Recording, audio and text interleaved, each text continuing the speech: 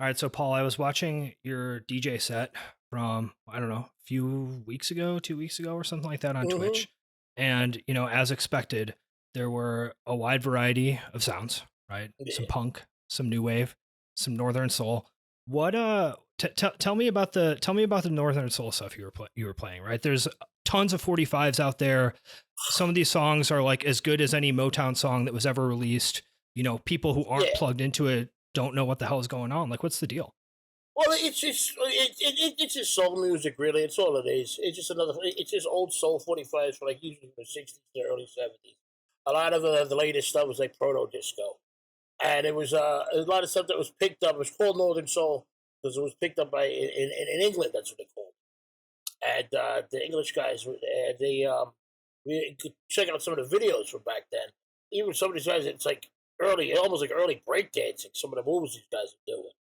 And it's just a lot of it's just got like that that like the Motown kind of beat, the 2/4 thing going on or whatever, and it's usually more fast paced or whatever. Not all of it, not all of it, and it's just it's just I mean I grew up in New York, so when I was a little kid I loved the Jackson Five and stuff like that. And the projects were right there by my house, so like I heard, I grew up with rock and roll and shit like that. But you heard, soul music all over the place, and early disco, funk, some reggae. Not too much back then when I was really little. But so I always had that. If I like it, I like it. You know what I mean? Well, no matter what kind of music it is. But soul music always stuck with me. And I've been collecting the records for years. And then I started, what started getting even more into collecting, with the punk stuff and all that. The soul records, it's dangerous. It's I mean, I Yeah, spent it's risky, man. You get yeah. involved in that, and you spend too much time on Discogs, and you can Oh, clean forget yourself out. about it. If you ain't kidding, oh God, that's why I try to go to bed. And then if I can't go to bed, I'm on Discogs. And there's another $100 or whatever, and it's just I buy what I like. I don't like necessarily just go out and buy something just because it's rare and everything, which a lot of people are like, because there are a lot of rare 45s out there who are worth thousands of dollars. They suck. It's not a good song. I don't care. Oh, there's only 30 made. Good. There's 30 too many. You know what I mean? So, sometimes you'll find a $5 record and it's a great dancer. It's a great song. I like to, I DJ. I put it on. I like, I mean, I'll DJ, here and there, like, I'll put up, the punk stuff or whatever, so like that. It depends on my mood. But if I'm DJing like in a bar or a club or something like that, I want to see girls shaking their asses. You know what I mean? I don't want to see Johnny in the corner angry, shaking his fist and getting all pissed off, listening to the last resort. You know what I mean? I want to see some girls shaking their ass to freaking, Lee Charles or something like that, and having a good time, and the music's great. It's like if you can have a good time listening to it and so like that, then, you got a problem as far as I'm concerned. And so Yeah, totally. I collect what I like and what I'm going to play. There are a couple of 45s that aren't leaving the house. They're great 45, but they cost me a little, more than I should have spent, but I wanted because I love the song, but it's impossible to get. But then you can also get into the bootlegs. And Well, here, sometimes, so hold on though. Which ones are yeah. the most prized possessions? The ones that aren't leaving the house. Well, right off the bat, I can just say right now, the one that is definitely not leaving the house is Eunice Collins at the hotel. That's not leaving the house. That was my most recent acquisition, and that stays here. I took a loan out for my girlfriend to get that. And yeah, that's like impossible to find. It never comes up for sale, and it's a beautiful song. It's just a beautiful song, and that is not leaving this fucking room. It's just no. That stays here. And I got a couple of other ones, but like I'll bring them out every now and then. You know what I mean? But some are just like let's leave that. I'll try to find a bootleg of it, if need be. And some of the bootlegs are cool because they were made. Like it is such a fucked up story about Northern Soul. It's like because some of these 45s, like if they made it overseas to England, well, that's fantastic. They were rare as it is. And some guys, they would cover up the labels so you wouldn't see what it is, so you couldn't find it and all this, or they soak the labels off the records, or they would make bootlegs of them. Or then you had the jerkos that would come to America, and they would go to these, like, old distributors, record distributors, who had, like, boxes of some of this stuff. And they'd buy, like, maybe 1 or 2 boxes, and they'd break the rest to make them fucking even more rare. Got it. Yeah. Fucked up.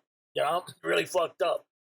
And some of these bootlegs, they were more than the originals. It makes no sense, but, And I got a couple of those. And I try to find the old bootlegs that were put out either by a guy with a friggin' the machine at home. I forget the name of the fucking machine. It was like before there was really cassettes were being used. Sure. And they had these Emmy disc. I think it's Emmy disc. EMI disc. And they would just make like 45s. They would burn, Oh, so you'd be like burning a CD, but you'd be like burning your own 45. Yeah, they're using it at record companies and whatnot. It's to get it from office to office or whatever. Check this out, listen to this or whatever. Yeah. And it was like because they were in cassettes, and rather than break out the reel and stuff like that, they would make these little demo 45s, for inter-office use or whatnot. Well, when the advent of the cassette came around, they had no use for these machines, so they either went right to the bin, they threw them out, or some guy bought them, for whatever they could get for. So they bring them home, and they make their own little copies of these rare 45s, so that they can DJ with, so they don't have to fuck up their old records, which is kind of cool actually. Sure. And I have a couple of those that I found like online and whatnot, like from old English DJs that made copies of their own. And I've acquired a couple of those, and they're just cool to have because they've got handwritten labels and whatnot, And it's like, is it like a normal record, or is it something? Is it like a different material, or what? No, it's vinyl. It's vinyl, okay. And because that's not. So a lot of these old records were pressed on a styrene, and that's the bane of any record collector's existence. Because you want vinyl. Vinyl's got some flexibility to it or whatnot, and it'll last if you take care of it. Styrene is brittle as fucking all hell. You drop it, it'll chip, it'll shatter, it'll break. And some of these records were only pressed on styrene. That's why, it's like a Lee Moses 45. One of them, hard as hell to get, expensive as shit. It was on Music-Core. The Music-Core label, for some reason, had an affinity for fucking styrene. And you could only find some of these things on styrene. And you're like, God damn it, really? And it's like, do I really want to spend all this money on this record? Because then you got to take care. You got to be so careful with it. It's ridiculous. It's really nerdy shit. It really is. It's okay though, right? I mean, it's there's that instinct. It's like I have to, because I have it myself, not necessarily with like collecting stuff as much. Like I have records obviously, but it's not like I need to have them all, but I have to hear them all. Right? I make these insane lists. I'm like, here's my list of every song that I need to hear, and I go through it, and it's weird. Yeah. Like, why do I do that? And that's another good thing about freaking like YouTube, because a lot of these DJs they put their collections on YouTube or whatnot, these videos, and it's a great way to find out about new shit. Because if I'm looking, I'll go to some of these DJs that have like hundreds of thousands of records like posted up on their pages. And I'll go through, and every now and then I'll find something I've never heard before, and then I'll go look for it to see, if I can find it, if I can get it, if it's not going to cost me an arm and a leg, or if I want to spend that money, which is kind of cool too. You know what I mean? So, yeah, I mean the internet has helped a lot of ways, and it's also hurt a lot of ways. So, like anything else, it's some people they think it's worth this, but it's really, you know what I mean? And you try to argue with them, and it's like, all right, never mind now. Although I would think the internet would have almost the opposite effect most of the time, right? Because it's like you can see what that record is going for on Discogs, right? So it's like it probably reduces the chances of you finding something that someone didn't realize was valuable, but you're gonna have a hard time selling something for 10 times that someone else is gonna sell it. Yeah, but also the thing you you can see like what what it's going for, but what's the good thing about this guy is like yeah, okay, what it's going for, but what's the last time? What did it sell for the last time? Oh yeah, totally. Know what I mean? Because it's like you're gonna ask for that much, but don't want to got the last time, and it was a better copy than what you're trying to sell. You know, I see guys, especially with some of these soul stuff, or even like some old punk stuff or whatever. It's like a really rare record, and it's broken. It's cracked, and there's still like $500 for it. It's like you're getting paid a fucking thing. It's like, what are you out of your fucking mind? And they tell you, yeah, it's cracked. 500. 500. Yeah. It would have been 505 if it wasn't cracked. That's what I mean? Yeah, exactly. Exactly. So you're gonna you put your house out for another mortgage or something. Well, okay, so if someone is like, records, like nerdy stuff, fine, whatever, but this Northern Soul stuff sounds interesting, right? I mean, and they want to listen to it, but aren't super familiar. I mean, it's a difficult genre to get into, right? I mean, you mentioned some disco stuff also, because it's a lot of singles. There's not as many full albums. A lot of the artists don't have, like a name that people know. It's like, oh, this one artist put out 245s and they're both incredible and never did anything. So, I mean, how should people get into it if they're curious? There's tons of compilations out there, because especially like on the Kent label or something like that, like out of England especially, because a lot of these 45s were put out on like independent labels that no longer exist, or they become public domain. So like a lot of these guys, they're putting out these compilations and they're not paying the dime to any of the fucking artists because the artists are impossible to find or they're dead. And that's somewhat changed over the years, but it's still a little shady. But there's tons of compilations out there, and it's just soul music. Northern soul is just there's Northern soul, crossover soul. You got popcorn, you got this and that. It's just another name for soul. It's dance music. Basically, it's dance music. It's music for dancing. It's music for having a good time. Like Motown. Motown's the name of a label. It's soul music. Industrial. Industrial was the name of a label started by friggin' Bobby Grissom. Then all of a sudden, boom, everybody thinks industrial. They're like, Barrel Manson. Like, what? No.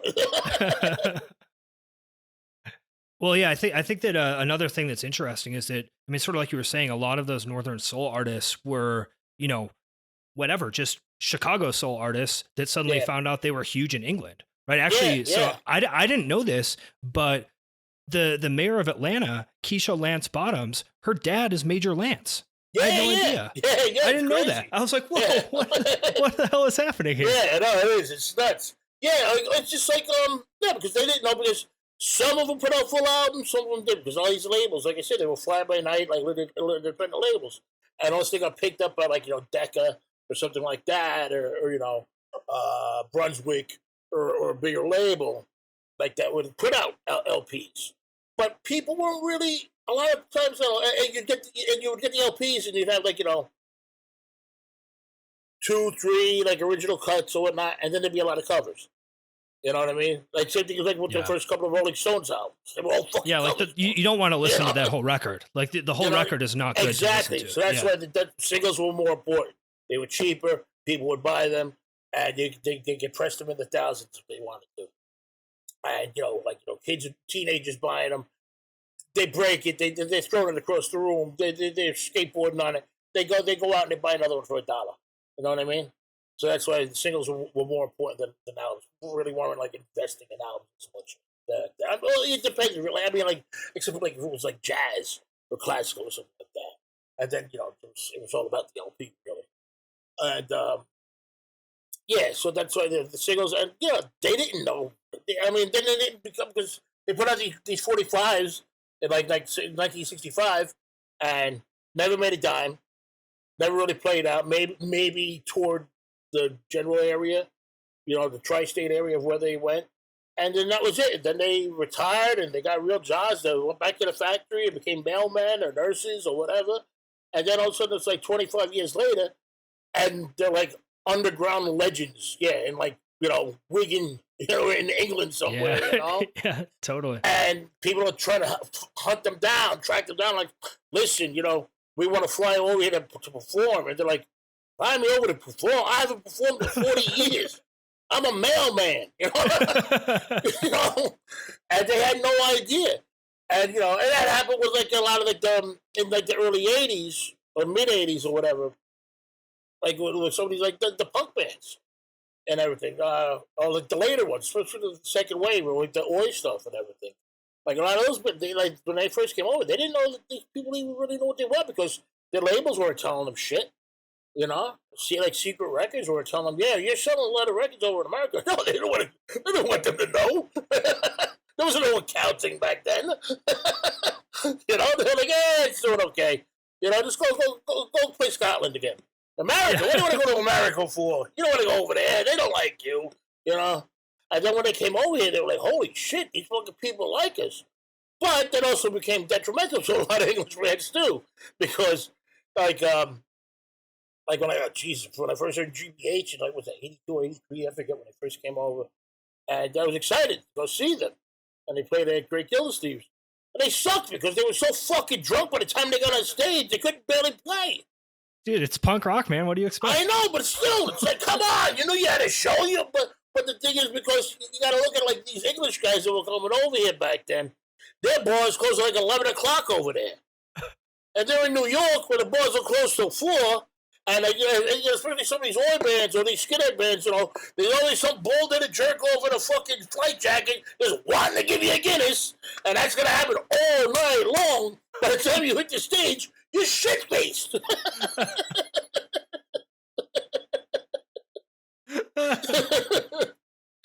You know, the trials and tribulations. It man. is. You gotta watch out for. I've seen it happen so many times. I mean, I've been guilty of it myself. I'm not, you know, I'm like first couple of times went to Europe. I went a little overboard sometimes. Yeah. But hey, when in Rome, I guess. Well, I wanted to go back to what you were saying about some of these artists not realizing that they were huge, right? Because, I mean, I think that's a thing that has happened surprising number of times. Have you seen the movie Searching for Sugar Man? No, I haven't seen that yet. I haven't. There's so many fucking movies I've been wanting to watch, and I'm a jerk. It's so many things I've been wanting to check out. I'm like, I got to check it out. And I should write it down, but then I'll forget I fucking wrote it down. Yeah, totally. You know, but... There's so many movies and something I've been wanting to check out. I got a pile of books right there on my desk right now that I get to read. Of course. I'm in the middle of 2 books right now. They're taunting you. They're sitting there taunting you. Oh, they're yelling at me. I'm like, why? They're like, why did you buy me for? You're just going to ignore me. And, you know, pile of books now. It's ridiculous because it's like, I get into these fucking, you know, I'm like, yeah, I should read that. I should check this out. Oh, let me check this thing out on YouTube. And then I'll fucking fall into a fucking YouTube hole of watching either animal videos or cooking shows. Those are my 2 fucking weaknesses on YouTube. Animals and care of animals and cooking. I watch so many... Like cute animals or like when nature attacks, or what's the vibe? Not so much the nature attacks things. Some of them are okay, but I don't like seeing animals being mean to each other. I think that's our job. Yeah. But I know what happens. But I just like animals, like, you know, I had 2 Russian tortoises, so I'm always watching things about tortoises and reptiles, snakes. This one family, they run a rescue farm out in Texas, and they post videos all the time with their goats and their horses and pigs and stuff like that. Just stuff like that. I fall into it. Because I like animals. You know, Yeah. so, you know, I'm not a vegetarian, although I should be. But, you know, it's like my girlfriend's a vegetarian, and I always tell her, like, you know, I'm like, I don't want to tell you, I don't want to think about it. It's like, it's meat. It comes from the supermarket. She's like, well, you know, it's a pig. No, it's meat. It comes from the supermarket. Don't tell me what kind of animal it is. They come from a farm. They came from ShopRite. Simple as that. What's the deal with the tortoises? What's their situation? My girl had them. Her and her late husband, they'd had them for a couple of years. And when I came into the picture and I moved up, she had them, and I was like, they were in this like small tank, and I was like, you know what, they need a bigger enclosure. So I built a nice enclosure for them. It was like 4x6 or 6x5, whatever the hell. And then the Russian tortoises, they're about 7 years old now, something like that. And they're only maybe this like they're the size of a 45, maybe. they're gonna get to be about like maybe the size. So you're really just trying to collect more records, is what you're doing with the Tortoises. Well, they'll eventually get to be the size of a 12-inch. and they had them, so I got them in there, and they're great. They all they want to do is bite you. They're vicious, and they're from like the hills of Afghanistan or Pakistan originally. They're full Russian tortoises because when the Russian soldiers were over there, they were bringing them home for their kids. That's what they got the name Russian tortoise. But they're not. They're from like the hills of Pakistan or Afghanistan. So when I moved in, they didn't have names. So I named them Nader and Fauzi, after these two Pakistani guys I used to work with at the bar in the city. Perfect. So they got named into heaven. The two guys get a kick out of it too. Yeah, they're like, yes, we share heritage with these tortoises. Except my tortoises, not only they have Arabic names, but I also made them very religious. Tell me more. Oh, they're extremists. They're Muslim extremists, as far as I'm concerned. Okay. Yeah. Every time you walk by the thing, because they can't hear you, but they can sense like your vibration, or they know when it's you, and they'll be in their little log like hides. They hear me because they come storming out of there like this, like I'm gonna kick your head, like that, like all pissed off. And it's the craziest. I gotta film them doing that. They come out and they just want to bite you. And I just call them the Muslim extremists. Like they're calling me an infidel. My girlfriend walks by. They're like, "You painted whore." Yeah. So are they like the actual dangerous kind that can like take your finger off, or no. Okay. No, they're smaller. Okay. They're smaller. No, they're not snapping turtles. I mean, they'll give you a good pinch. They'll give you a good pinch, but no, they're not taking anybody's finger off. Maybe a baby's finger. Okay, yeah. So a baby with like where its bones aren't fully formed yet. Yeah, exactly. But I try to keep the kids out of the house. I don't have any children. Not out of choice. I think I would be a good father. But the whole thing is, I got too much stuff that I like, and I don't need to get no sticky with peanut butter and sour milk. Yeah, I mean, kids are known to particularly like putting peanut butter on records, I think. Yeah, and I like my stuff too much. Don't get me wrong. I know it sounds terrible, but I paid a lot of money for this stuff, and I like it. Keep the kid in the yard. Well, so have you considered making your own YouTube content about the tortoises, since it sounds like you have a good understanding of the kind of content that works well, and you have some potential stars? So I post some stuff on YouTube every now and then. I feed them and whatever, and they got their own fan base for my friends and other people on my Facebook page. Just from feeding them or whatnot. They all they do is they sit there and they eat. It's not like they're dancing. Yeah. Well, I mean, I think when they attack, that probably, I mean, that's good content. I gotta get them when they come storming out, because you never know when they're gonna do it. Because they do. They're only tiny things. They come storming out like they're gonna kick your ass, and it's like, what are you gonna do? And I'll bring them out to my office here, like a nice big office with a table or whatever, and I'll let them run around the floor. And all they do is they walk around for a while, and then eventually they're just looking for a place to go lay down and take a nap. So they're like me in that sense. Sure. Well, I mean, I do think that, most people think of turtles and tortoises as like slow, calm creatures. So them being like aggressive, like that's good. Yeah. There's like something there, They're pretty quick for little guys. I mean, they're land tortoises. They don't live in the water, and they're pretty quick. They have an elephantine like kind of stance with their back legs, the way that they walk, and their back legs kind of look like an elephant's legs. And they walk when they're walking, and with their legs stretched out, they look funny sometimes. Dude, totally. I mean, I'm not like a huge animal YouTube watcher, but I would watch this, and my fiance is a big animal watcher, and I guarantee you she'd watch it. Yeah, well, maybe, you never know. Yeah, make it happen. If you're already posting it on Facebook, post it on YouTube too, right? Because I mean, like, people aren't going to find stuff on Facebook, but people will find stuff on YouTube. Right? People are like, oh, like Tortoise or whatever. Yeah. And they're like, this guy seems like a funny guy with good tortoises. Like, I'm interested in this. It's not a bad idea. What the hell? I mean, I got. Yeah, why not? I'll check it out. What the hell? Yeah, there you go. Simple. Yeah, all right, great, thank you. Yeah, totally. Well, cool. So Sheer Terror is going to play some shows this week, which is very exciting, right? Because I imagine you haven't played shows in a long time. So, couple of 2 months where we played. We played in We played someplace. Oh no, we did Brooklyn, and then we did Atlanta. We did 2 shows about what was that? That was like 2 months ago, something like that. I think. Oh, all right. So you guys are back on it. Yeah, we just did 2 shows. I mean, and those were fun. Those were good. But now that everything's open, and like it's it's just gonna be good just to get out the house. I mean, we're still working on new material. That is the kind of a heartbreaker there. But is that like you got this whole like over a year off working on new material? Well, we come up with squat. But from reading and with other musicians talking about that as well, about like what they did over this whole pandemic thing. Not everybody was writing shit. You know, I mean, you thought like, oh, now I got time to write. But then you try, and then you're like, but now I got time to do other things as well. And it's like, you know what I mean? I got time to go out and work in the yard. I got time to go out and like paint this room.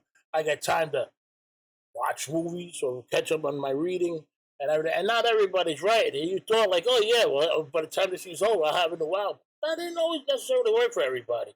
And once I started reading about more from more musicians that I respect, not necessarily in the punk or the hardcore or whatever, just as musicians, saying this, I don't feel so bad that I wasn't as productive as I'd like to have been. I'm like, okay, it's not just me. You know, other guys are feeling this too. But you know, there were some attempts at some songs, but I'm really picky, especially at this stage of the game. And I listened to them for a while. I tried writing to them and whatnot, or try to fuck with them. Because don't give me like the basis of a song, and then I'll arrange it. I'll fuck around, and I just wasn't into it. It wasn't exciting. The songs weren't exciting. They weren't making me want to arrange them or want to write to them. So I just told them, scrap everything, start all over. Which of course every band just loves to hear. Oh yeah, of course. Yeah. It's like, no, that song's like, well, what's wrong with it? There's nothing wrong with it. It's fine. It's just not for me. What do you mean it ain't for you? So, you know, but that's the way I gotta be. It's like, if it has to make me want to, the song has to make me want to work with it. I can't force it. Well, I can try. I'll give it a shot. I'll give it a shot and see what happens. If it ain't happening, nope. Let's try something else. I gotta want to work with it. I gotta want to sit around and look at this fucking thing for a while, and then when it's finished, have it hanging around my fucking neck for the rest of my life. So yeah, of course. Well, so you mentioned in another interview I was reading that you tend to not go back to like previous stuff that you've written, right? That you tend to churn stuff out, and then it's like, okay, that's out, and I'm not gonna go revisit that. I have to come up with something new every time. Is that still true? Yeah, I had a stack of notebooks that I've been carrying around for over 20-something years or whatever. And they weren't all full, mind you, but there was a lot of shit. You know, some of them were half full, quarters full. And there was a lot of garbage there. I'm not going to say everything was fucking good, that's for sure. But dude, I found my high school lyrics notebook at my parents' house like 2 months ago. Yo, I almost fucking threw up reading that. It was deeply shameful. Not good. Yeah. So I had this stack of notebooks, about like 20 or so. Big stack, whatever. And got over 20 fucking years. And like there might have been some good stuff in there, but I've never touched or never used all this. A couple of months ago, I burned them all. I got a burn barrel in the driveway there, and I just put them all in the burn barrel, doused them with gasoline, whoosh, and it was very cathartic. It was very. I was like, oh, well, I ain't got to carry this shit around no more. Now I ain't got a choice. I have to write this stuff. You know. So you don't regret it at all. You're just like, yes, it was awesome. No, I felt good, honestly, to get rid of it because I don't have to look at it anymore. They were like, oh, because every time I did look at it, thinking, well, let me try to go back and maybe there is something. And I wouldn't take anything away from it. I'm like, well, that was a waste of fucking time. And I'm like, what am I carrying this shit around with? Blah, blah, blah. Then I get all angry at myself, which is normal. So it's like, why have these arguments? I argue with myself over inanimate objects all the time. This is just a couple that I can get rid of. You know? It's like, if it ain't the lamp, it's the fucking air conditioner. You know, so let's get rid of the books. So I got rid of the notebooks, and yeah, it felt good. It felt good. You know, because it was like an assignment that you didn't want to do. It was just like, yeah, here's this homework assignment that you. Yeah, I mean, there was some. I'm sure there was there was some good stuff in there, but I knew I was never going to use it. I haven't all these years. Well, all of a sudden, it's going to be like, you know, that change. No, I tried. I've gone through them. I looked through them, thinking maybe I could find something, and it would get aggravating. I'd be like, nah, I don't like this, or like, no, this isn't me anymore, or just I should be doing something else, doing something new, instead of like just sort of going back and you know, trying to well, I can't even say rehash anything because nobody ever heard it or read it, but that's what it felt like to me. It makes no sense. But rather than confusing myself any further, I just got rid of it. Yeah, fuck it. Exactly. Burn it down. Yeah, exactly. Well, so it sounds like then, you know, I mean, some challenges being creative during the pandemic, and I mean, I agree with you. I don't think you're alone in that, right? I mean, people at the beginning of like lockdowns and everything like that were like, oh well, Newton invented calculus. Well, he was locked down, so like everyone's just gonna whatever, right? And I do think some people were probably productive, but I think a lot of people weren't, in the sense that, you know, not just you have time to do other stuff, but also the kind of like repeated, I guess, like incentive to be like, okay, I have to show up to band practice with some stuff, and like we have a show coming up and we want to play the song, so we have to finish it. You take that away and it's hard to actually like move projects forward, I found. No, that's true. That's very true. No, there's, you know, you can't go into the office. Well, might as well make some more banana bread. How many rolls of banana bread did you see online? You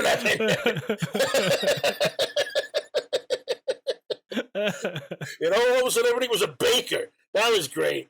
That was like, I mean, you go to the supermarket, never mind the idiots with the fucking toilet paper and the water. All the yeast was gone.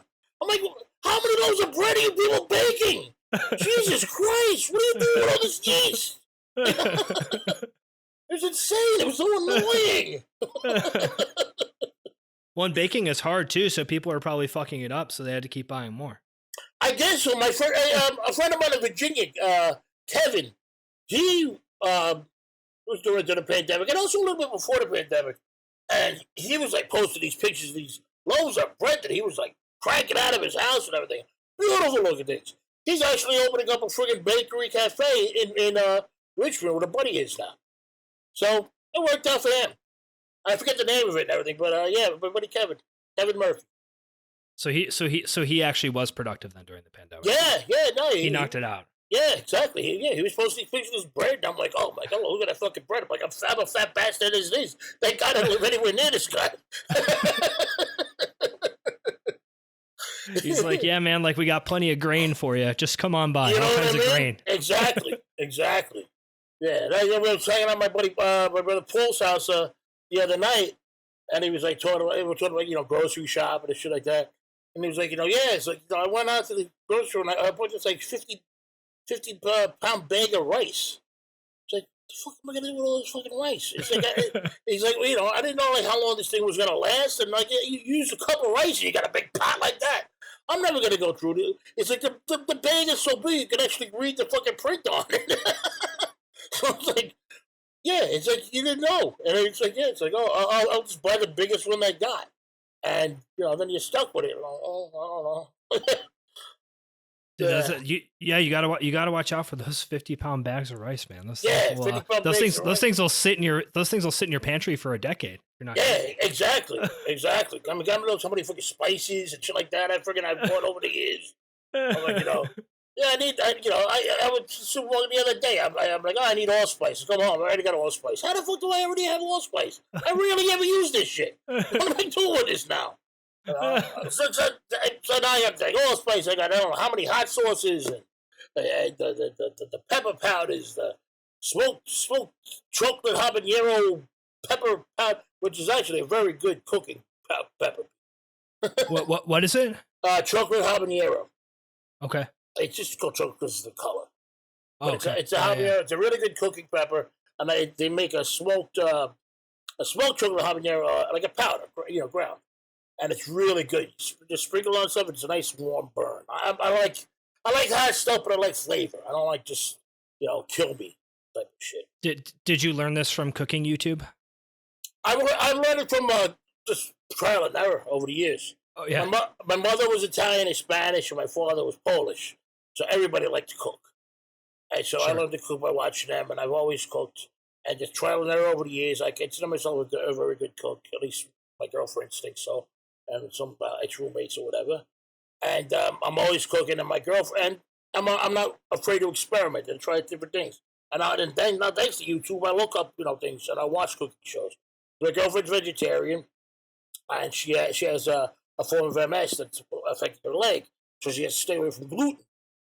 And which sucks for her, because everybody knows bread. Yeah, well, so, and do you make a nice pierogi? I haven't attacked a pierogi yet, especially now with the. I don't know how a gluten-free pierogi is gonna go over. Well, that's what I was saying. Yeah, I don't know, but I've tried other things, and we found a good pasta, really good gluten pasta, finally. But cooking vegetarian, or a lot of stuff I'll cook comes out even vegan, and we're not vegan because we like to be happy. So, but I was vegan for 8 years, and I think there were at least a few moments of happiness in those 8 years. Yeah, or at least a handful. Yeah, I can see vegetarian, no problem. I love vegetables. I don't have to eat meat every day, and I don't. I eat meat when I want it. I have no problem just eating vegetables or having a vegetarian meal, or even a vegan meal if it's good. I have no problem with that at all. It's just, I'm sorry, you can't fuck with cheese. That's fake cheese. No. Don't come at me with that bullshit. Yeah, No. What we used to go get these vegan pizzas, right? And I think we convinced ourselves that we liked them, but really it was that fake cheese is not. It's not what you want. That's just baked sadness. Yeah, that's just sadness on a plate right there. No. Yeah, well, I think it was more like nausea on a plate, right? Looking back on it, just even considering the texture of it, it's but I can't. I tried. I'll try anything. I'm not gonna just make fun of it or say it's no good just because it's not from me. If it's food, it's food. If it's good, it's good. But fake cheese, it's not good. I'm sorry. Yeah, you got to watch out for it. Well, so if not pierogies, then what is your specialty? Specialty. I don't know about specialty. I make a good sauce. I do make a good sauce, a good red sauce. I'll try anything. I've made over the winter. I made a bigos, which is a Polish hunter stew. I made that for my buddy Tony, tattoo artist. Oh yeah, totally. No, yeah, that is There's a bunch of really good Polish restaurants on the northwest side of Chicago. And, yeah, sure. Yeah, I've had that before. Yeah. Yeah, I made that, and you cook it all day. You cook it overnight. And then the next day, then you let it sit in the fucking refrigerator overnight, and you serve it the next day. I made a big pot of that. That came out fucking excellent. The second time I made it. And stuff like that, sauce, shit. I'll take a stab at anything. I made actually, we had a barbecue last year, around this time or whenever, September, whatever the fuck it was. I had a bunch of my brothers come over, a bunch of people, a bunch of people coming over. And, get hamburger, hot dogs, this, that, sausage, peppers. And then I had a couple vegans coming over. So I was like, you know what? And I'd done it before, but this time I just kept the butter and the cheese out. So I made a fucking vegan sloppy Joe. Yeah. Fucking shit was amazing. It brought you back to childhood. It just tasted that good, like a childhood thing. What do you use for the meat, quote unquote? I use that Impossible meat or whatever the hell it is. Yeah, totally. The secret with that stuff is you gotta really cook it till it's almost burnt. You gotta until it's so it's almost, you get a nice crisp on it, because otherwise it falls apart. I found you gotta brown the hell out of it till it's almost burnt, but not burnt. But you gotta brown the hell out of that stuff. So you get a nice crisp on it, and then you can add your sauces or your stuff like that. Because that's what I do when I make a sauce for me and my girl. One of my favorites is just simple meat sauce with green peas. A red sauce with, ground meat and green peas. I'll use that Impossible meat, brown the hell out of it first, and while the sauce is going, then I'll put it in the sauce, and then I put the peas in. when it's almost done. And yeah, so yeah, that's the secret with that stuff. You got to same thing with the sausages too. With that stuff, you got to brown the hell out of it. You got to get a nice firm crust on it.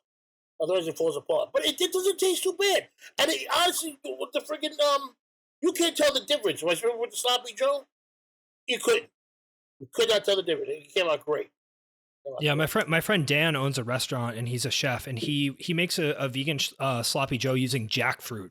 That's super good. I get to cook with jackfruit. I haven't tried that yet. I wanted to, but I haven't tried that. I heard that's really good. I should experiment with that. Yeah, try it with maybe a similar recipe for the sloppy Joe, because the sloppy Joe with jackfruit was like, yeah, it's fucking great. I gotta, definitely. I want to try that out. I haven't experimented with jackfruit. Yeah, so like a lot of stuff. Like I'll just, I'll find something on YouTube and I'll take a stab at it, or I'll just see what the hell I got in the freezer or whatever. I'm like, all right, if I put this, that, and that together, I know that's gonna taste good. Now let's try it with this and that, and it just whatever happens. You gotta try it. Gotta try it. That's how I did it with fucking music. I didn't know what the fuck I was doing. I was just a stupid kid, wanted to be in a band. All right, you try this, that, the other thing, and if it don't work, try it again. Well, so actually, I mean, since you're talking about like, hey, just trying to figure out music stuff. I mean, did you always have that kind of like obsessive music, not even necessarily collecting, but like, okay, I need to get into this. I need to find out about this. I need to listen to that. I need to hear this artist. Yeah. Definitely. I mean, when I was a really little kid, like, I just like whatever you hear on the radio, shit like that.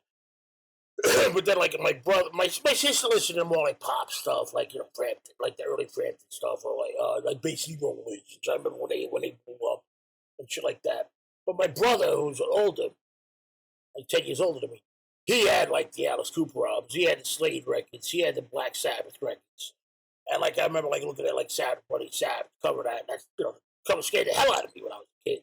Yeah, it's very spooky. On and shit, yeah. And then I put it like he wasn't around, I put it on, I'd be like, ooh, like I should be listening to this, He had stuff like that, or Mata Hoople, David Bowie. He was a big fan, so that's where I got my love for David Bowie was from him, and early Springsteen, And I just would listen to stuff like that. And then the punk rock thing, it was happening in America or whatever. Like especially when the Sex Pistols came over. And, and when Sid Vicious, killed his girlfriend or whatever happened to that room. Yeah. When that happened. Debated to this day. Exactly. That was, all over the newspapers and on the news in New York. And I was like, this shit's crazy. They're killing each other, these people. What the hell's going on? And I had to find out about it. And I went, and like I've said a million times, I stole the cassette of Nevermind the Bollocks from the library. And I still have it. Because I didn't have any money to buy nothing. So that's why I listened to that.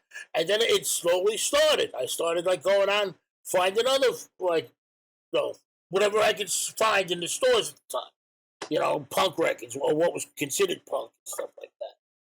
And if it was that, then there was like a compilation called No Wave. It came out, I think it's 79, I forget exactly. Is that the No New York comp, or is that a different No. It's called No Wave. It's got like this fucking like stereotypical like punk rocker looking guy. And he's like he's surfing on an ironing board. He's got the punk rock glasses and the spiky hair. Yeah, And it's like No Wave. It's got like leopard print on it, and it's pink and it's blue, But I had the Stranglers on it, and the Dickies. I had a lot of good songs on it, and then I had like some weird shit on it too. That they, this is New Wave. It's like it's Phil Collins, not Phil Collins, but you know what I mean. It was like whatever, some shit band. They were like, that ain't New Wave, whatever. That ain't punk. But like they were still trying to put two and two together back then. And certain major labels like like, well, we got these punk bands, so we'll put them on a compilation with 10cc. 10cc? What are you doing? No. It's like, they just were trying anything just to sell records. But it had the Stranglers on it, and that's where I fell in love with the Stranglers.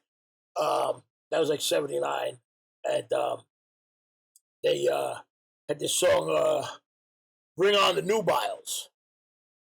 And the chorus of the song, where it was like, bring on the Nubiles, bring on, I'll go crazy for you. And then there's a part of the song where he's going, let me fuck you, let me fuck you, let me fuck you, like that. And I just remember that playing on the stereo, and my mother burst into her door, going, "Are you out of your mind?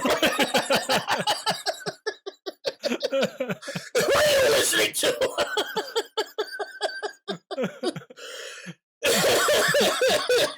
And I'm like, "Ooh," not even thinking about it. You know? So yeah, that, and then I fell in love with the Plasmatics because they were just phenomenal. They were very exciting, and I just kept on with the punk, and then when it turned into hardcore and stuff, and it just taking trips into the city when I shouldn't have, and my parents had no idea where I was going. I just yeah, I'm going out. Get on a train, get on a bus. Trains, I should not be on at 13 years old or whatever, Sure. Sure, especially New York during that era. Yeah, exactly. But I didn't look at it as dangerous. I looked at it as like, this is where I go to get records. So this is where I go to see these bands play. Because they're not coming, I was living in Yonkers at the time, in Westchester. My father was superintendent of a building. So that's where I was living. None of this shit's happening up here. Got to go into the city. And that's what I did. And it was fun. I would love to be a kid again, but back then, not now. Not now. Now so. Well. Did your mom take your tape away, or did she let you keep it? No. She let me keep it because that she like she would like I would not listen to that when she was around, like that song and certain songs or whatever. But what was she gonna do? It wasn't like I was getting drunk and doing drugs or anything like that. You know what I mean? I was listening to this crazy music. Like I'm sure her parents said the same shit to her when she was listening. So no, I had a Red Hot Chili Peppers CD confiscated, which is pretty funny in retrospect. That's great. I had One Hot Minute, and my dad listened to it, and it was like, "Yeah, this isn't gonna work. You can't have this." My parents, they were always very, very, very encouraging. They supported me, very supportive. And as long as I was doing what I had to do, and I wasn't coming home all fucked up and drinking and doing drugs, that didn't happen later, much later. They were very supportive. They knew this is what I liked, and I was gonna do it anyway. I joined my first band when I was 13 years old with a bunch of guys in their 20s. You know what I'm saying? And they knew I was gonna do it. Nothing's going to stop. And they were like, well, you know what? If we try something, it may think they might get worse, and they might, hate us. Or things like, they might start doing stupid shit. So it's like, let's just let him do what he got to do. As long as he's doing, he's still going to school, he's doing his work, or whatever. You ain't going to nobody complaining about this, that, or the other. And they just let me do my thing. And, yeah, it was great in that sense. I mean, it was a piss poor working class family. We didn't starve, but we didn't have everything. But we had enough, and we had a very loving family. And, we had food at the table. I had, if I didn't have my bedroom, I had a couch. You know what I'm saying? And, she had a bedroom with my brother, and he was 10 years ahead of me. So he was in the Navy. Sometimes he'd come home on leave and this and that, blah, blah, blah. But very, very, always supportive. And, I love my family. And, my mother just passed away a couple of months ago. And and my father was about 10 years ago, so it's weird now. Like that I got used to my father not being here, but then my mom being here. Like I can't talk to her on the phone no more. It's really weird not being able to call her and hear her voice. You know what I mean? Hey, Paul, you know what I mean? And it's like that's when you're like, oh shit, I'm an adult now. It's like it's weird. It's like my friends have been dying around me left and right for the past 20 some odd years. But that's always from stupid shit normally.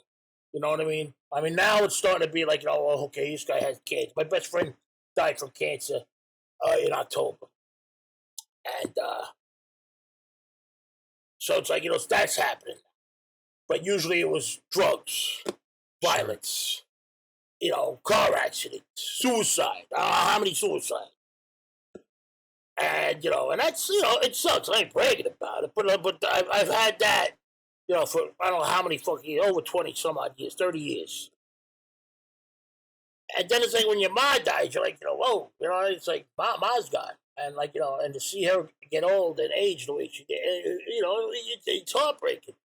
And I thinking about it, but I was ready for it because she wasn't going to go on. She didn't really have any quality of life left and everything. You know what I mean? She had dementia going on and whatnot, and it was depressing. Yeah, it's really hard. And she had missed my father. She wanted to go be with my dad. You know what I mean? And that's where she is. So she's happy. So now it's like seeing my friends. Now this guy's got cancer. This guy's got that. This guy, this, and it's like, we're not that old. We're only in like in our 50s. You know what I mean? But it's like, I don't know what else, I'm used to my friend, for the past 30 years, dying from suicide, violence, drugs, this, yeah, that, like the hard living associated thing. Exactly, and it's like I forget who the hell said it. I should look it up, try to find it, because I've paraphrased it before, or quoted before. They were talking about somebody, and and certain friends, like when they did die young, it's like the quote goes, well, who are we to think that he would comb gray hair? Yeah. Yeah. And some people you know, they weren't born. They weren't long for this world. They were gonna burn out fast. But now it's the opposite. Now it's like, we're all getting older, whiter, grayer, droopier. Yeah, and it's kind of a trip. You know what I mean? It's funny. It's funny. So looking at some people I haven't seen in years, and I got fat. I know that. I definitely got to lose a couple of pounds, but I still got all my hair and my teeth and whatever. So thank God for that. But then I see some of these guys, and I'm like, oh, what the fuck, bro? Well, you used to be a good-looking guy. What happened to you? You just stop? You just give up? And the answer is probably yes. Yeah, yes, in fact, I did. Yes, correct. Yes. Freaking Craig from The Sick of It All. Every time I see him, he gets mad. Because he comes over, and I still shave my head, because, I've been shaving my head for fucking 30 years. It's usually in the summertime. It's fucking hot. And I'm shaving it. Well, so why not now? What's going on? I'm gonna cut it before we eat Thursday. All right. I'm gonna cut it before we eat Thursday. But yeah, so I shave it and everything. But every time I see him, he comes over, and I'll be sitting down, and comes over, he's looking at my head. He's like, son of a bitch. He's like, you still got all your fucking head? And I'm older than him. So it's like, motherfucker. He's like, he gets mad. He's counting your follicles. Exactly. He's like, all right, we're gonna take inventory on these things. We're gonna see if any of them drop off next time. Exactly. He gets so mad. He's like, God damn it! What the fuck? Well, you know what, man? I think that that's that is certainly something that you can lord over other men in their 50s. You can, definitely. I climb the social hierarchy. And I do sometimes. So if I grow it out in the winter, and I'll comb it. I can do a great DA. So but it's just funny watching us all get older now, how we all act or react or whatever. And I gotta get more active, because I definitely, with this pandemic, I did a lot of laying around like an asshole, and I should have at least been exercising. Not that I haven't really exercised. I haven't gone to a gym in ever. You know what I mean? I'm never belong to a gym. You know what I mean? I don't like people enough where I'm like, I want to be like, hey Joe, I don't want to hang out with this guy sweating. You know what I mean? I don't want to hang out with this guy in a bar. And I don't want to go see him in his fucking shorts when he's fucking pumping iron or whatever. It's like, I don't need that. I don't want to. I know I got to exercise. I know I got to do. I know I shouldn't smoke. I know. But leave me alone. I ain't going to hang out in the gym with you. I don't want to see you in your fucking shorts bending over in front of me. Get out of here. It's just ridiculous, I don't need that. I don't. It's like it's like pornography. It's the same thing. I've watched pornography. Don't get me wrong. I have watched pornography. I'm not saying I haven't. I'm not purist or nothing. But I can't. I don't like people enough where I want to watch them have a good time on film. You know what I mean? I don't. I'm like, yeah, look what they're doing. They're having fun. Let me watch this for a half an hour. No, I don't need that. You know, it's like, yeah, what are you doing? Get away from me with this now, you know? Put hockey on or something, you know? People beat the shit out of each other. Man. People beat the shit out of each other or something, you know? I'll watch that for hours. Dude, so I own a gym, and I'm going to go ahead and actually take that section and use that for our marketing. Whatever we have right now, not cutting it, we're going to go ahead and just use that little clip right there as our new website, landing page, whatever. It's going to be awesome. I'm glad I can help. It's going to be incredible. It's like, we're really proud of our community here. If you feel like this, come on in. I hope I get you some more customers. It's going to be awesome. You know, we need to bounce back from the pandemic, and I think that right there is going to do it. That's going to be the one. That's going to be the one. That's great. Oh, man. Dude. Well, right on. So I wanted to ask you as well about, I mean, you started to talk about it a little bit just in terms of like when you were getting into punk, you know, it wasn't super codified, right? It was like, okay, some of these bands are kind of like weird rock bands. Yeah. Some of them are kind of like weird glam bands. Some of them are doing some like art shit that kind of doesn't make sense, but it's all sort of tied together. And I actually think that New York hardcore in the mid 80s was somewhat similar, right before it became like, oh, this is the New York hardcore sound. It's like you had a lot of bands doing like different stuff, right? I mean, like, oh yeah, definitely. Like Sheer Terror doesn't really sound like the other bands from that time, right? I mean, like Antidote doesn't really sound like the other bands from that time. Yeah, you know, didn't really sound like other bands. Well, it's super interesting. That's why I think when it was still hardcore punk. Yeah. But when it became just hardcore, yeah, a lot of that left. A lot of the creativity, the art left. Punk is an art. There's definitely an art form of punk. You know, and there's a lot of art involved and a lot of thought went into it. A lot of people don't want to say that there was, but there's a lot of thought put into a lot of that shit. And it's a form of art, and once that left, and it was just attitude, or not even, I mean, the sound was gone, and the eagerness or the vulnerability even was gone, because that was looked on as weakness then, you know, and it just became hardcore, and everybody's like, you know, gotta be tough, and don't get me wrong, I mean, you know, a lot of these early punks and stuff like that, and like, these guys are tough as nails. I mean, they might have dressed like a bunch of fruits and fucking, you know, it might have been, you know, this guy might be freaking gay. He'll kick the shit out of you. You call him a faggot. You know what I mean? I dare you. You know what I mean? It's like, I miss that, actually. I miss that about New York City. You know, walking down the street or in like the East Village, and there'd be like these 7-foot-tall transvestite drag queens taking up the whole sidewalk, going out on a Friday night. There's only 3 of them, and they're like 7 foot tall and all decked out. And I miss that. If I see a 7-foot-tall drag, I stop him. I gotta give it to him. You know, I gotta clap, because that was fun. I mean, we were all freaks. You know, we felt comfortable as long as you know. You didn't act like a jerk, you know. You don't have to agree. We'd have to agree. We'd have to look, you know, on everything, or listen to the same shit, or anything. Just the respect of, we're here. We're all here because we can do this here, and we can get away with this here. And there was that. As long as there was that knowledge, and that respect, everybody got along. You know. But once that left. And then it was like, oh, look at these freaks. Look at, and when I was a kid, yeah, I did a lot of stupid shit. I'm not gonna deny that. Don't get me wrong. You know, when I was like in my teens, like late teens, 17, 18, 19, I was a dick.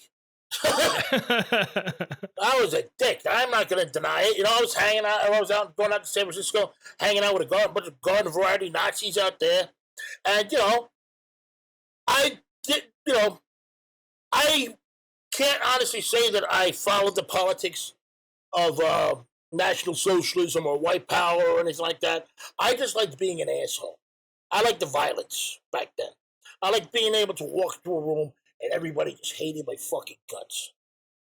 But I didn't believe in any of this fucking bullshit, white power and all that. I was still fucking listening to the fucking Jackson 5 with reggae records and shit. You know, going to see the Bad Brains. How much of a Nazi could I have been? You know? I just like the violence aspect. I like being a jerk because I grew up. I wasn't a bully, and I didn't grow up being a bully, and I wasn't a bully then.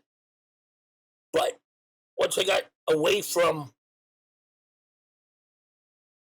being picked on, and I came into a scene where not so much where I'm picking on people, but I could be feared for some stupid reason.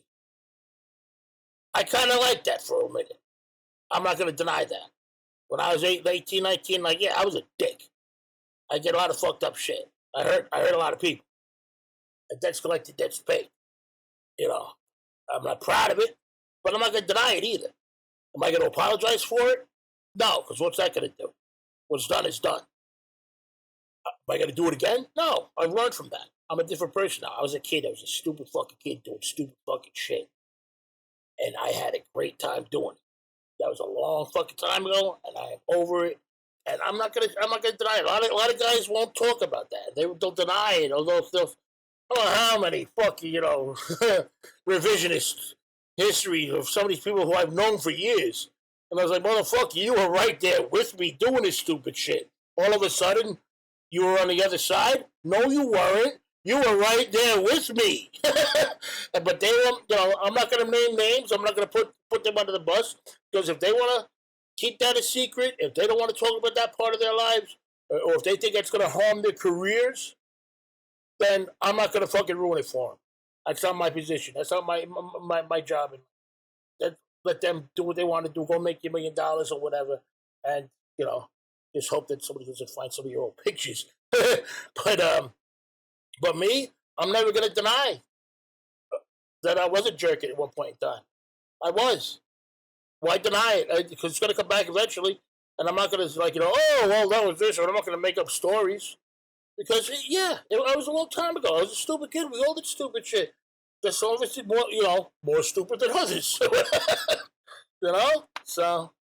Well, and I think there's also insight in terms of hey, I enjoyed violence and making people mad and causing problems. Yeah. Right? And if you can admit that, then you can actually share that and be honest about it and learn from it. Yeah. As opposed to just being no, I didn't do anything like that. Yeah, I mean, that's what I mean. When I got into punk, when punk came around, and I started really getting into it and buying more records and sneaking out and going to shows and taking trips into the city, I was hated.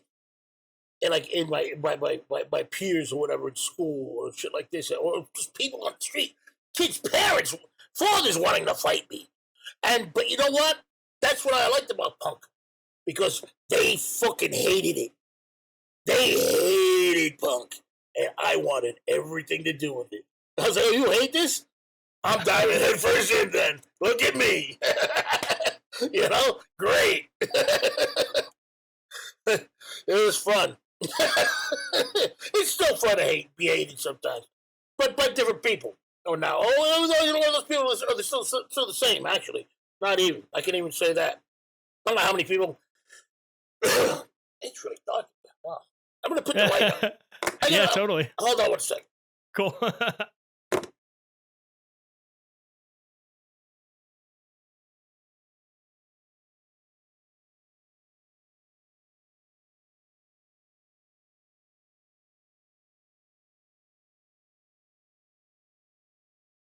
Okay. All right. There we go. Yeah, man. Dusk Yeah, in upstate New York, dude. Yeah. But it's I don't know how many people who I grew up with who were either how many people who were into the punk and the skinhead thing, and even before that, when I was a kid or whatever, just dirtbag, rebel kids or whatever, you know what I'm saying? All fucking Trump fans now. It's where the fuck did that come from? It's especially people who grew up in New York. Grew up hating that cocksucker. Him and his whole fucking family. Hating him. Now all of a sudden, it's like, well, what are you supporting him for? Well, what did he do for you? On really and truthfully, you know, what? So you can walk around, and you can throw the N-word around a little bit more freely. Watch that. You know, that's so. You know, I don't. That's, you know, I don't mind. I don't really like getting into politics, but you know, I don't shy away from it. But you know, I don't trust anybody, honestly. If anything, I'm more of a. My politics definitely do lean a little bit more towards socialism in certain aspects. But if anything, I'm more of an, you know, I'm an anarchist, if anything. But I will. One thing I will never be is a Trump supporter. Fuck that scumbag in his ass. I want him and his whole fucking family off the face of the earth. Honestly. Hated. Well, dude, family. I mean, I think that, you know, especially folks in New York, like saw like, yo, this guy's just like, he's a con man. He's a con man. Like, scumbag. What are you guys doing? Yeah. Him and his whole family for years. And what do you like about him? What changed? What all of a sudden? What do you like him? Why? What did he? Give me one good thing that he did, or one promise that he kept. You and your family. Yeah. None. Well, I mean, I think a lot of it is actually similar to what you were just saying, right? When, you know, you're like, yo, when I was 18 years old, I liked pissing people off. I didn't like being told what to do, and I didn't trust anybody. So, you know, if you can latch on to someone who pisses people off and like sort of feels like you're giving the finger to everyone, and it's like, I don't trust the government. I don't trust anyone else. Like, everyone's trying to tell me what to do. You know what? This guy's going to give him the finger for me. Like, I think that's kind of where it comes no, I can see that, but that's the whole thing. Like, you know, he talks just the way I do. It's like, well, I don't want you to be president either. You're a fucking moron.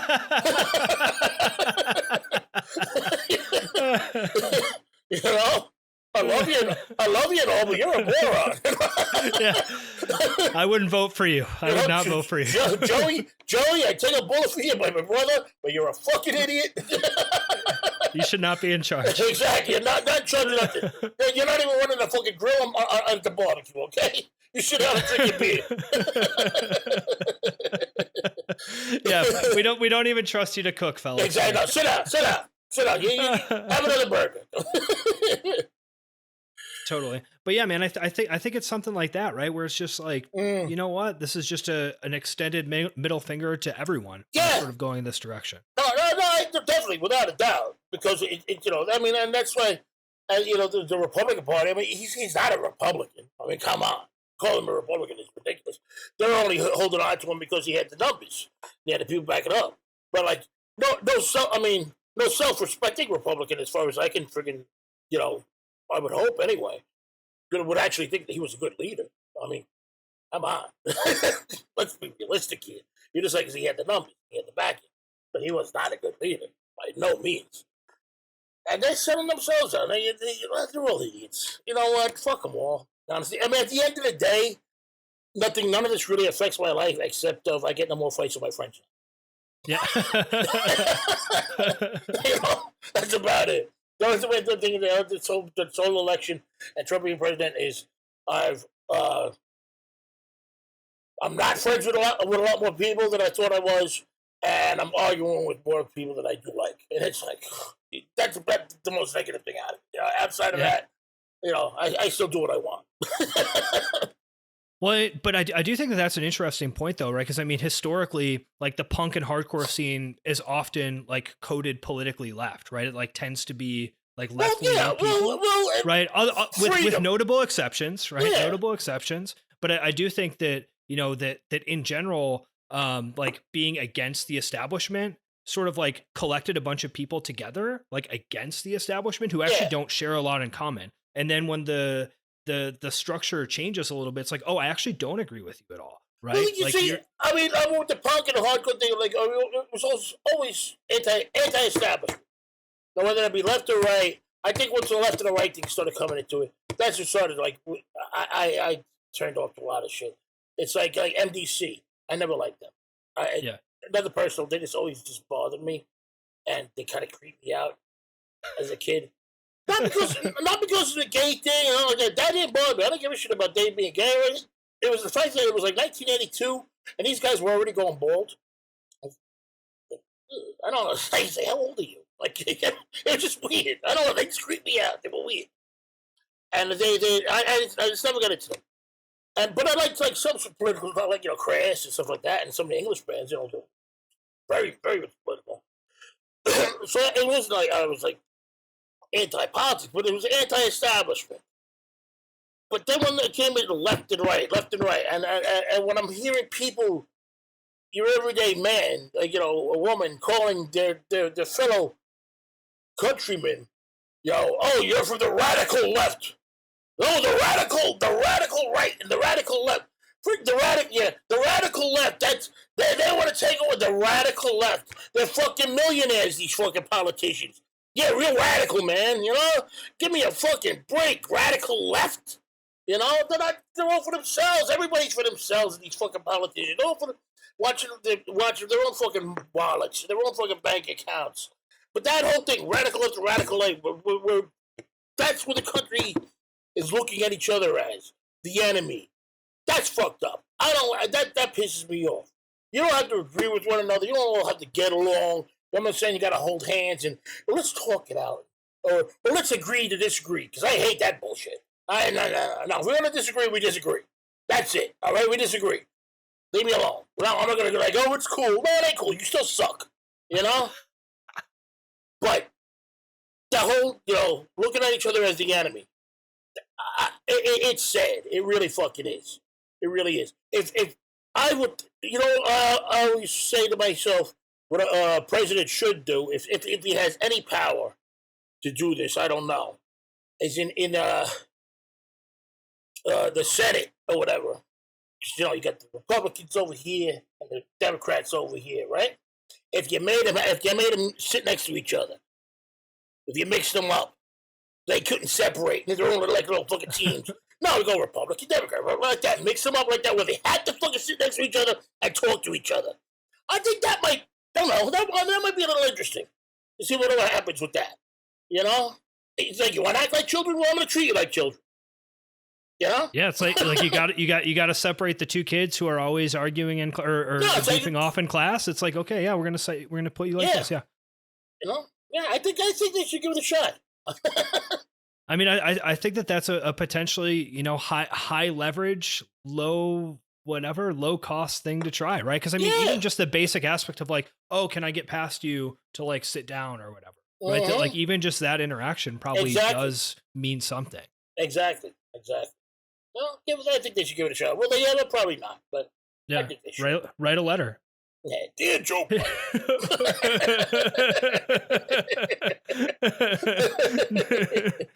There we go. Notably grumpy man Paul Bearer has suggestion for everyone getting along. No, I would end it the way Richard Nixon, friend, this guy knew in San Francisco.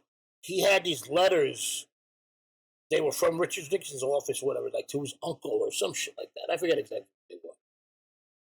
And the way that Nixon would end his letters, instead like, yours or yours truly, whatever, he just, I remain Richard Evans.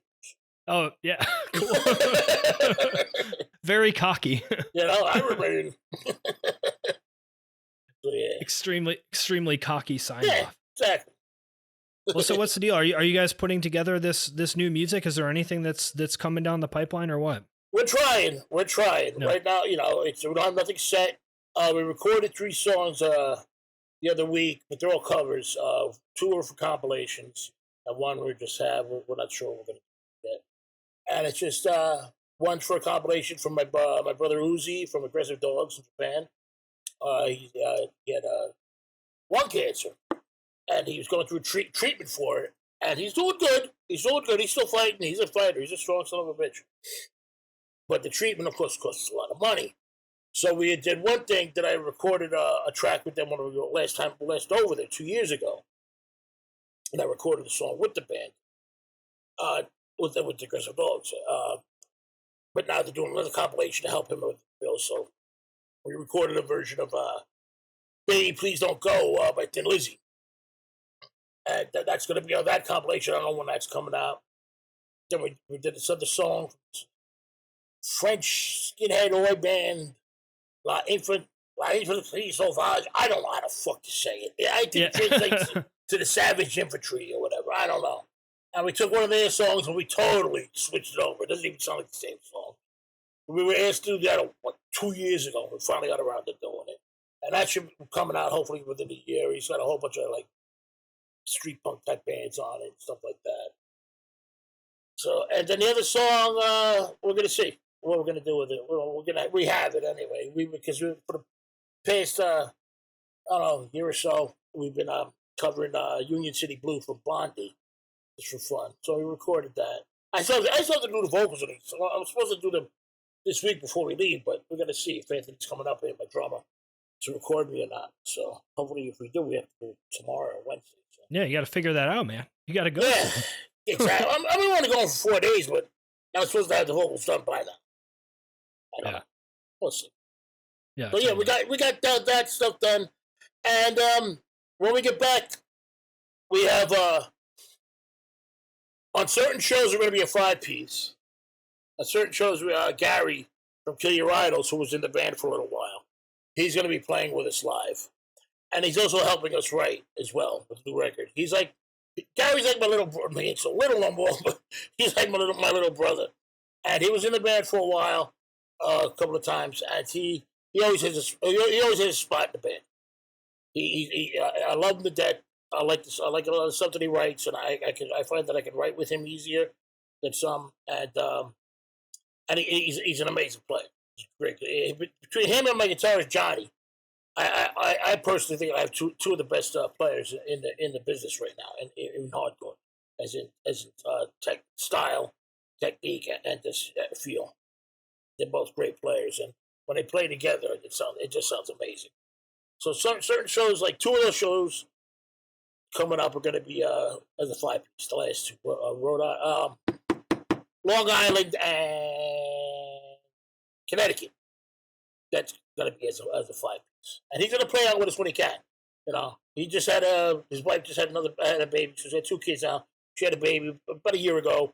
So as that kid gets a little older, if we're still doing this by then, which I imagine yucks, I can't see myself getting another job now. Yeah, what else are you going to do? Exactly. So once he can come out with us more, he will. Yeah. So yeah, because it just sounds so much fuller and great as a 5-piece. You know, I mean, 4-piece sounds great. Don't get me wrong. But then with a 5-piece and these 2 guys playing off each other, it's boom. It's really really fun. Thick. Yeah, exactly. And it is because we're fat too. Thick riffs with thick men. Exactly. There was this band, Bowling for Soup, where the guy was extremely large. They were kind of like a pop punk band. Yeah, right? yeah, and he yeah. had just such a big belly, and he had this Les Paul that would actually face essentially up when he would play. Wow. So it was almost like a lap steel. It's pretty cool. I never noticed. I've heard of the band, but I didn't know that. That's pretty crazy. Yeah. Big fellas. Damn. Well, right on. So potentially some new music. If people want whatever merch to keep up with your DJ sets, whatever, what should they do? Well, there's always the Sheer Terror Facebook. That's more like that's just a band info and live dates and whatnot. And with me, God, I'm so fucking tired.